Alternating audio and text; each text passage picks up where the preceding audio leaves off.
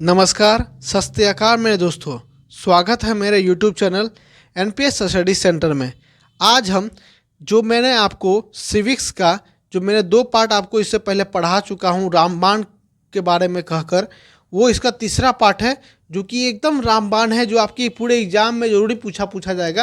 क्योंकि जानते होंगे कि ये जितने भी सारे क्वेश्चन हैं, ये सारे क्वेश्चन जो है ये आपके प्रीवियस टाइप का ही हैं। देखिए यहाँ ग्रुप डी लिखा हुआ है, NTPC लिखा हुआ है, आपसे ये क्वेश्चन पूछा ही गया है, तभी मैं आपको यह बता रहा हूँ। साथ ही साथ अगर आप ओरिजिनल पेपर का क्वेश्चन भी देखना चाहते हैं तो उसका भी आपको जो है वो कराया जा रहा है। NTPC का जो है आपको GK GS और मैथ का जो है आपको ओरिजिनल पेपर का ही कराया जा रहा है। लेकिन यहाँ मैं आपको जो है आपको सब्जेक्ट वाइज चला रहा हूँ। जैसे कि आज मैंने सिविक्स उठाया, मैंने उससे पहले ज्योग्राफी भी पढ़ा चुका हूँ, हिस्ट्री भी पढ़ा चुका हूँ, सिविक्स दोबारा कराया था और उसके बाद ही स्टैटिक्स भी पढ़ा रहा हूँ। तो ये सब जो है आपके मैं अलग से उठा रहा हूँ ताकि जो है सब एक जगह पोर्शन बैठा के इसको अलग करके ये आपको दिया जा रहा है। लेकिन आप चाहते हैं कि आपको जो है ओरिजिनल पेपर से हो तो वो भी आपको जो है दिया जा रहा है GK GS और मैथ का। और अगर आप साइंस की तैयारी में लगे हैं तो जानते होंगे कि साइंस जो है आपका LP और टेक्नीशियन के लिए बहुत ही महत्वपूर्ण रखता है, तो उसका भी ये वीडियो जो है आपको प्रोवाइड कराया जा रहा है। अगर आप बिहार SSC इंटर स्तरीय लेवल की जो है आप तैयारी कर रहे हैं तो आप जानते होंगे कि GK 50 क्वेश्चन, मैथ 25 क्वेश्चन और साइंस 25 क्वेश्चन पूछा जाता है, जो कि पूरे 150 क्वेश्चन में 60+ का जो है ये आपका जो है बढ़ोतरी कर देता है। तो इससे जो हुआ आपका बिहार SSC भी जो है ये आपके लिए पूरे कवर कर देता है वीडियो को। जानते होंगे कि बिहार SSC में जो है 50 रीजनिंग पूछता है। अगर आपका मैथ अच्छा रहा तो रीजनिंग आपका जो है ऑटोमेटिक सही हो जाता है। तो चलिए शुरू करते हैं। तो आज हम स्टार्ट करेंगे सिविक्स में मूल कर्तव्य, राज्य के नीति निर्देशक और मूल अधिकार। ये मूल कर्तव्य क्या क्या मैंने बोला, मूल कर्तव्य, राज्य के नीति निर्देशक और मूल अधिकार, इन सभी पर आज मैं पूरे 1 पेज का आपको जो है सेशन लाया हूँ, जिसमें जो है आपका प्रीवियस ईयर ग्रुप डी और NTPC में पूछे गए सवाल थे। इसको मैंने एक जगह जो है बुक मिला है, उसी में जो है ये अलग है, जो यह रामबाण कहता है कि आपको ये ज़रूर पूछा जाएगा। चलिए तो शुरू करते हैं। हम इसको थोड़ा बड़ा कर लेते हैं ताकि आपको अच्छे से दिखे। और तो पहला क्या कहता है, पहला कहता है आपसे कि भारतीय संविधान का कौन सा आर्टिकल जो है जो विधिक समता यानी कानून के समक्ष जो है आपको समानता देने का अधिकार देता है, तो वो किस आर्टिकल में है। तो वो आर्टिकल आपका किस आता है, तो वो 14 आर्टिकल में आता है। किस में आता है, तो 14 आता है। 14 में क्या कहता है कि विधिक समक्ष समानता होता है, जो कि आपको जो है ये दिया जाता है। जो ये कहाँ से लिया गया है, तो ये लिया गया है आपका UK से। कहाँ से लिया गया है, तो UK के संविधान से जो है इसे लिया गया है। लेकिन अगर बात करें तो ये जो है USA से कानून के सम्मान के संरक्षण देने का जो है बात है, ये देता है। किस कहाँ से, तो USA से कानून के संरक्षण देने का। लेकिन अगर विधि के समक्ष समानता की बात करें तो ये कहाँ से है, तो UK के संविधान से है। देखिएगा सही से, मैंने क्या कहा, मैंने कहा विधि के समक्ष समानता तब UK। अगर मैंने कहा कि कानून के समान संरक्षण तब USA। कहाँ से, USA। चलिए आगे देखते हैं नेक्स्ट प्रश्न की ओर। नेक्स्ट है आपका भारतीय संविधान का किस आर्टिकल 17 जो है वो किससे संबंधित है। आर्टिकल 17 जो है वो किससे संबंधित है, तो ये संबंधित है आपका अस्पृश्यता से। किससे संबंधित है, तो अस्पृश्यता मतलब कि छुआछूत से। मतलब कि आप ऐसा ना करें कि आप कोई निचली जाति का हो तो आप उससे जो है अगर वो आपको किसी को टच कर दे या कहीं जाकर छू दे तो आप उससे जो है क्या भगा दे। और साथ ही साथ आप पोछा पोछी कर जो करने लगते हैं, साफ़ सफाई करने लगते हैं, तो वो सब ना करें। मतलब ये सब जो हुआ अस्पृश्यता का कारण हुआ, तो ऐसा जो है ये आपसे नहीं कर सकते। तो ये जो आर्टिकल किस आर्टिकल में लिखा है, तो 17 के आर्टिकल में लिखा है। चलिए देखते हैं आगे।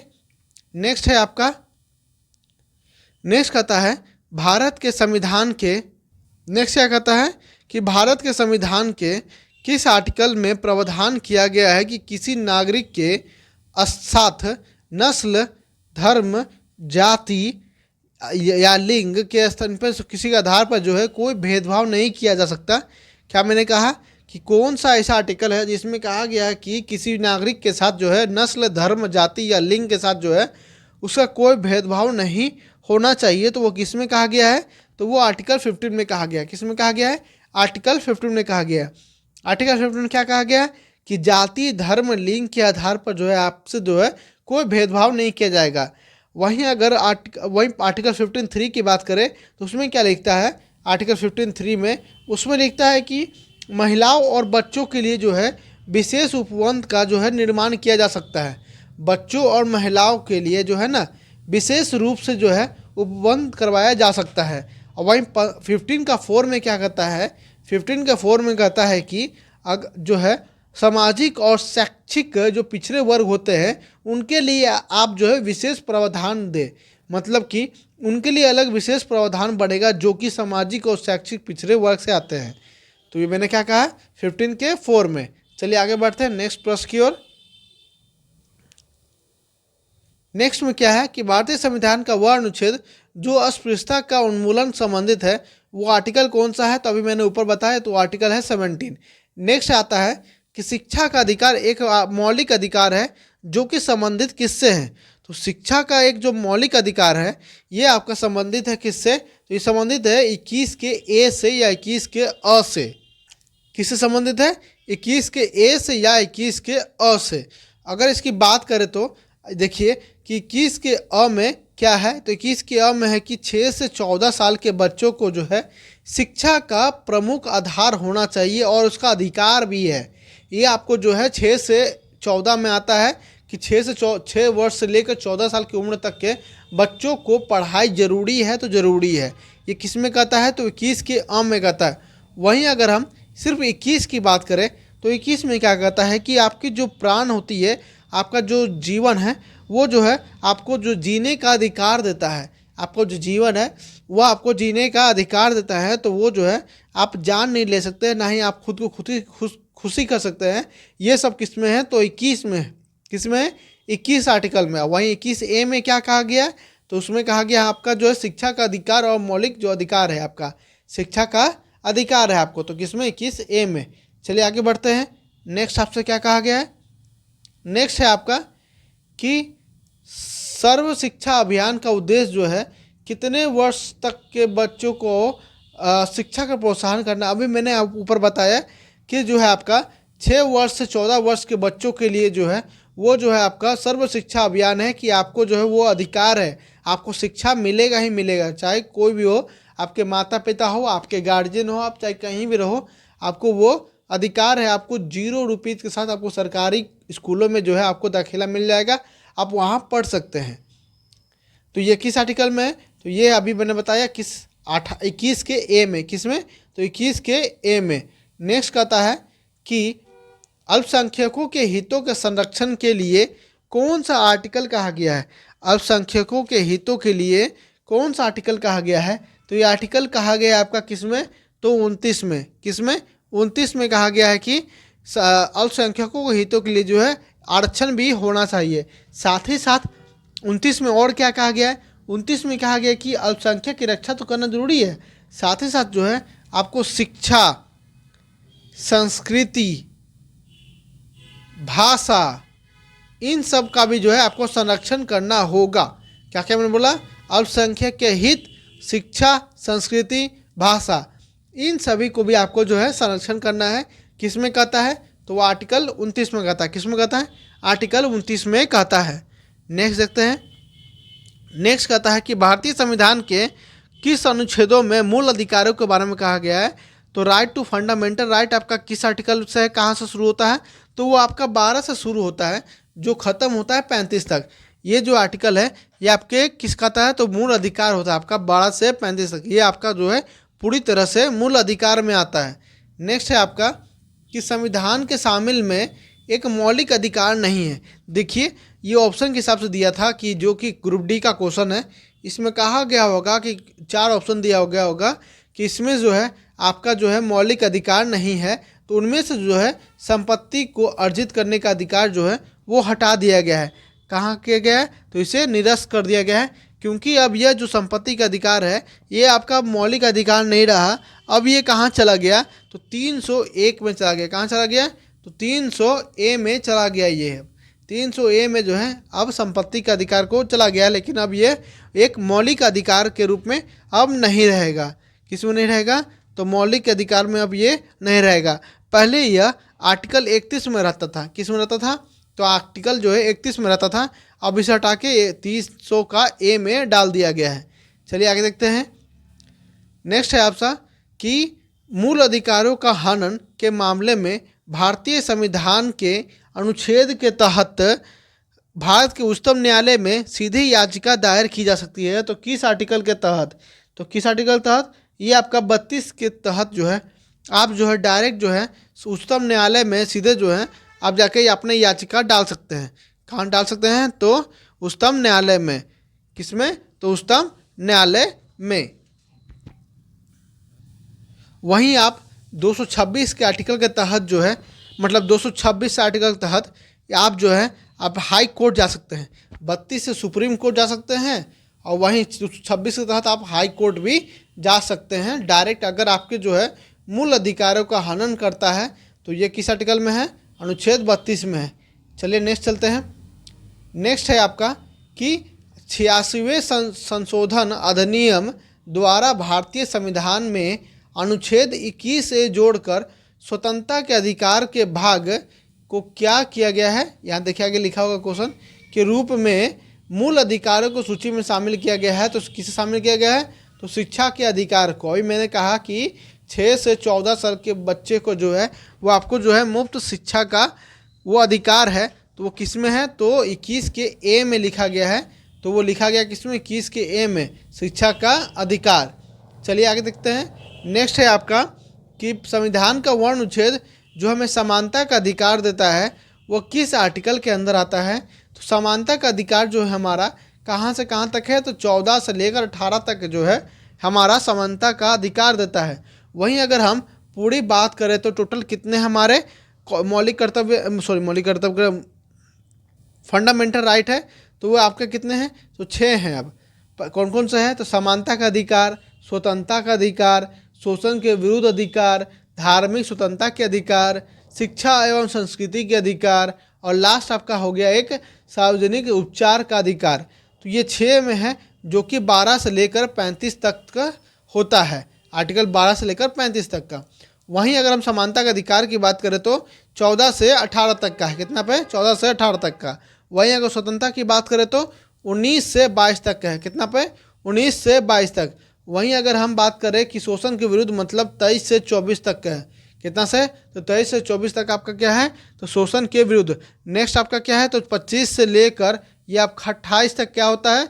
तो होता है आपका धार्मिक स्वतंत्रता का अधिकार। क्या है? धार्मिक स्वतंत्रता का अधिकार। वहीं 29 से 30 के बीच में क्या होता है? तो ये आपका होता है शिक्षा एवं संस्कृति के अधिकार।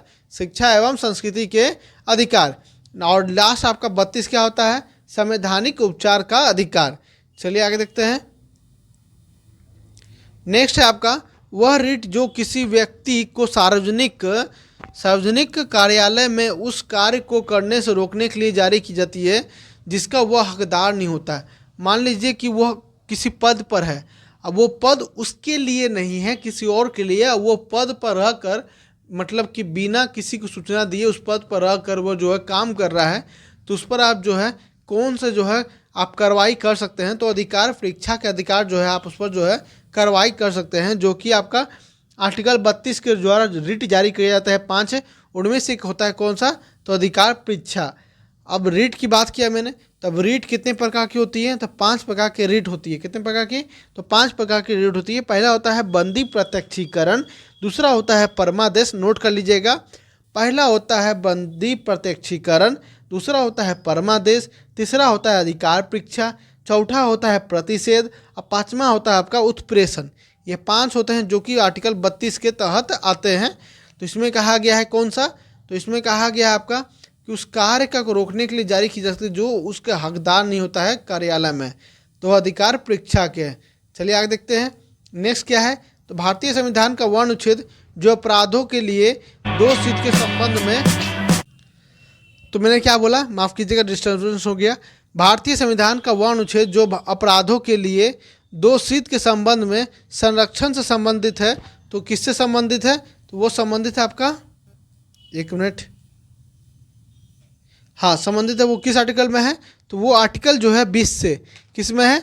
तो आर्टिकल 20 से वो जो है संबंधित है। मतलब इसमें कहता है कि आप जो है अगर आप एक अपराध किए हैं तो आपको वो सिर्फ उसी एक अपराध के लिए जो है सज़ा दी जा सकती है, अन्य अपराध के लिए आपको जो है सज़ा नहीं दी जा सकती है। तो किस आर्टिकल में है? तो वो आर्टिकल 20 में है। किस में है? आर्टिकल 20 में।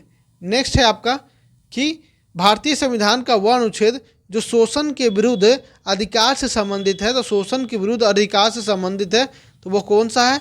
23 और 24। कौन सा है? 23 और 24। 23 में क्या होता है? तो 23 में क्या होता है? 23 में होता है आपका क्या कि आप जो है मजदूरी नहीं कर सकते, बच्चों को बाल श्रम बेगारी पर नहीं करा सकते बच्चों को। जैसे होता है ना कि 14 साल से कम उम्र बच्चे हैं तो उससे आप जो है बलात् क्या बोलते हैं कहीं काम लगा दिए कहीं पर, तो वो सब नहीं करा सकते हैं। 23 कहता है। वहीं 24 कहता है कि आप जो है 14 या जो है आप क्या बोलते हैं 23 में बोलता है कि आप जो है किसी को ज़बरदस्ती काम पर नहीं रख सकते। वहीं 24 क्या कहता है कि 24 कहता है कि 14 साल से कम उम्र के बच्चों को जो है आप काम पर नहीं लगा सकते, काम पर नहीं लगा सकते, जो कि 14 बोलता है। नेक्स्ट बात बोलते हैं। नेक्स्ट क्या है क्वेश्चन में? नेक्स्ट है आपका मानव के दुरुपयोग के प्रतिषेध भारतीय संविधान के किस में निहित है? तो आर्टिकल 23 में। मैंने क्या कहा कि आप बंधुआ मजदूरी नहीं करवा सकते हैं, किसी से ज़बरदस्ती काम नहीं करा सकते, तो आर्टिकल 23 में आता है। किस में आता है? आर्टिकल 23 में आता है।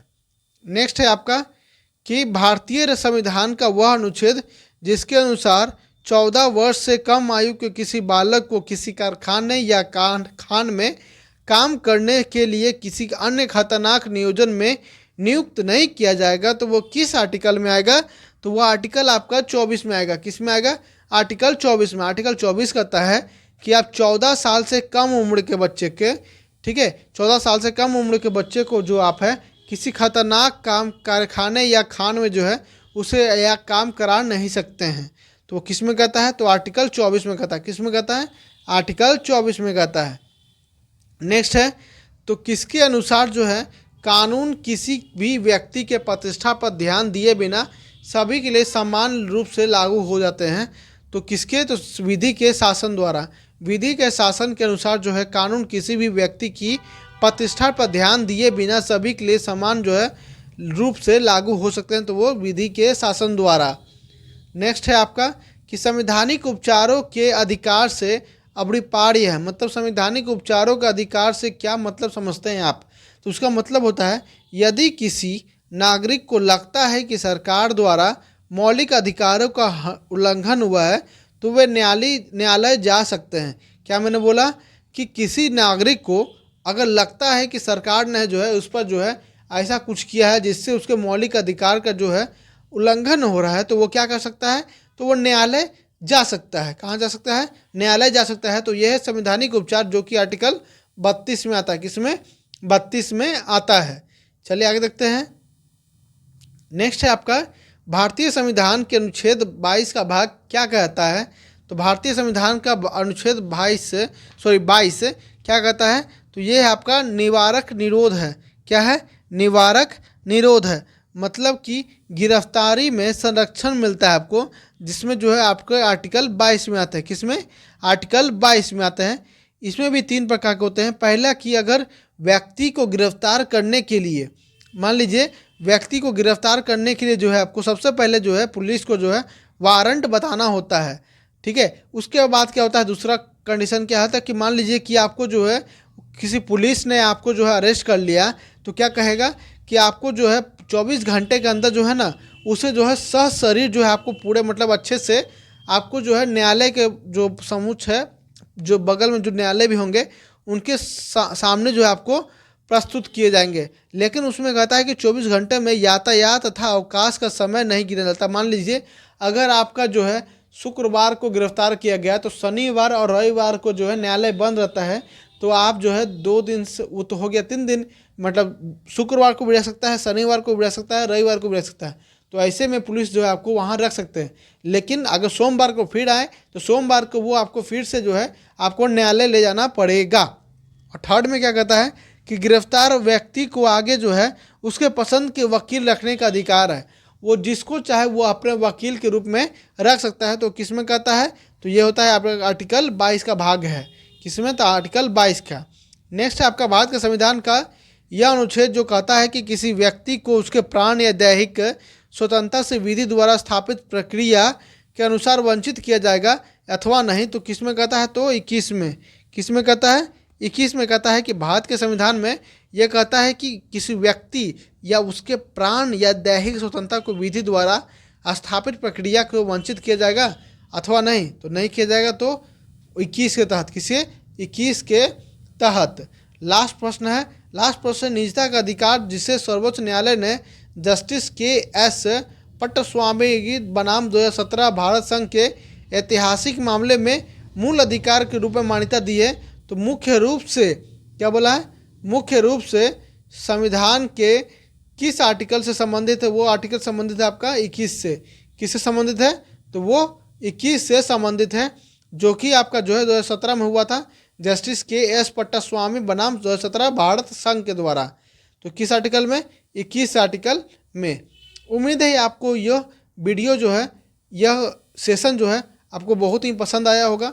अगर अच्छा लगा होगा तो अपने इस चैनल को लाइक, सब्सक्राइब और कमेंट करना तो ना भूलें। दोस्तों के साथ शेयर करना भी ना भूलें। साथ ही साथ हमारे टेलीग्राम चैनल से अगर जुड़े नहीं हैं तो जुड़ जाइए। इसका PDF भी आपको जो है प्रोवाइड करा दिया जाता है।